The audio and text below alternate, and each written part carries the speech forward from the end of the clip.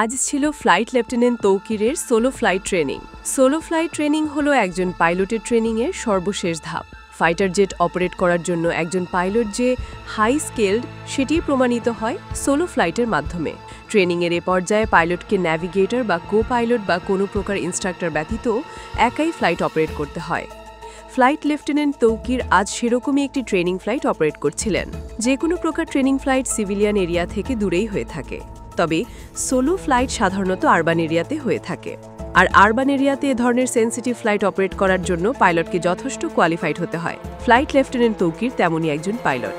তো ট্রেনিংয়ের লক্ষ্যে তৌকির তার F-7 বিমান নিয়ে কুর্মিটোলা পুরাতন এয়ারফোর্স বেস থেকে টেক অফ করেন। এরপর উত্তরা, দিয়াবাড়ি, বাড্ডা, হাতিরঝিল, রামপুরার আকাশ জুড়ে তিনি উঠতে থাকেন।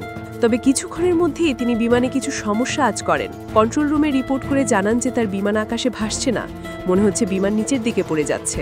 কন্ট্রোল রুম থেকে ইনস্ট্যান্ট রেসপন্স করে ইজেক্ট করার জন্য জানানো হয়, কিন্তু সংশ্লিষ্ট কর্তৃপক্ষের সাথে কথা বলে যতটুকু জানা সম্ভব হয়েছে, ফ্লাইট লেফটেন্যান্ট তৌকির শেষ মুহূর্ত অবধি চেষ্টা করেছেন বিমান বাঁচানোর জন্য।